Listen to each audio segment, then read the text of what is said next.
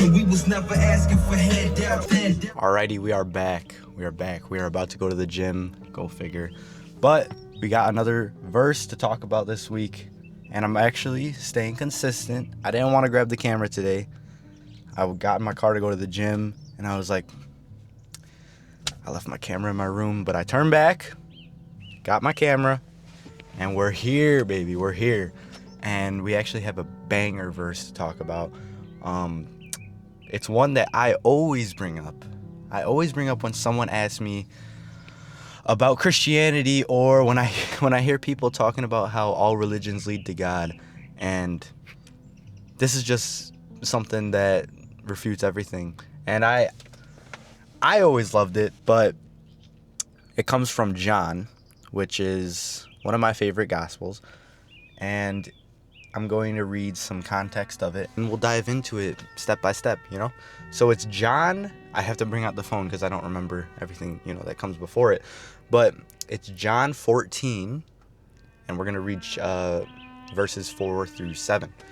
So starting with 4, Jesus says to his disciples, "You know the way to the place where I am going." Now, us, as a third person reading, we know that the place he is going is heaven, the highest realm, and he's telling his disciples that they know the way. They don't know that they know the way because they're following it. They are following Jesus. But when he says the way, they're thinking of some road, some path, or maybe a set of rules that they need to follow so they can get to the place that he is going. And of course, so confused, the disciples ask, in verse 5, Thomas said to him, "Lord, we do not know where you are going. So how can we know the way?" And then this is it. This is where he hits everyone with this saying. Verse 6, Jesus answered, "I am the way and the truth and the life. No one comes to the Father except through me." And then he says, "If you really know me, you will know my Father as well. From now on, you know him. You do know him and have seen him." Now, this is a lot. But one thing I just want to put out there, this is another claim of divinity that Jesus says. He says that anyone who has seen him also has seen the Father. He says that anyone who knows him also knows the Father, claiming that he is of the same divine essence as the Father. Now let's get back to being the way, the truth, and the life. Being the truth and the life all attribute also to divinity.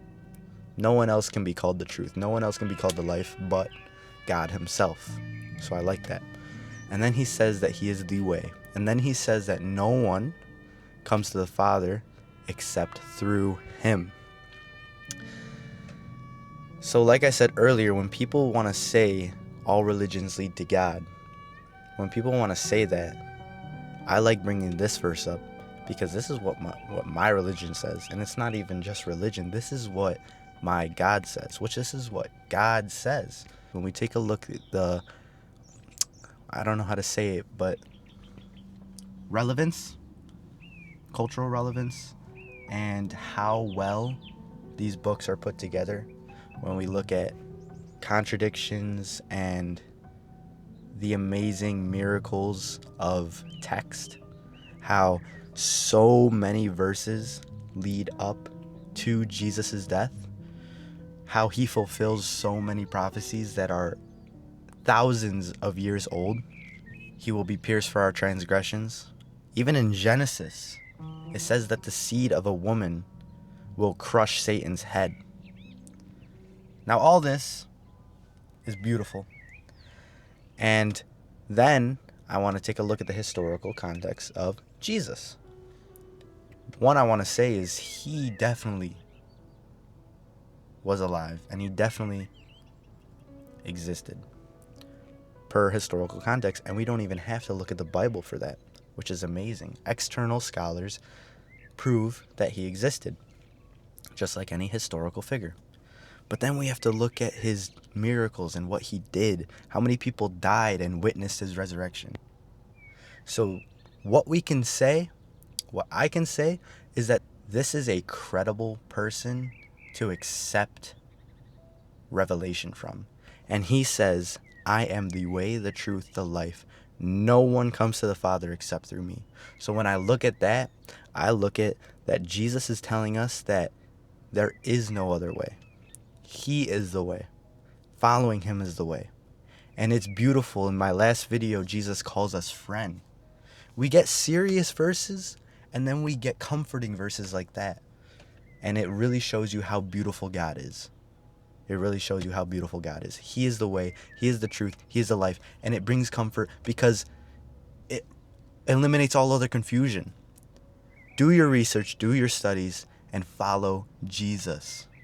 Follow him. Read the Gospels. He is, even people who are atheists or other religions can say that Jesus teaches amazing things. That what Jesus did, even if they don't accept the crucifixion, but the miracles and how he acted towards others were truly amazing. The way he spoke, the way he held himself, truly amazing. Now my camera is about to die. I just got a freaking notification. So I don't want to go on rambling too long, but this verse is, I wouldn't say it's self-explanatory, but I think I explained it a good amount. He is the way, he is the truth, he is the life. So follow Jesus, put your trust in him, read what he has to say. Don't take my word for it. Don't take my word for it. Read what he has to say, and it'll change your life. Yeah, man. Just think on that verse. Think about it. Especially if you're thinking that all religions lead to God. Read what Jesus has to say.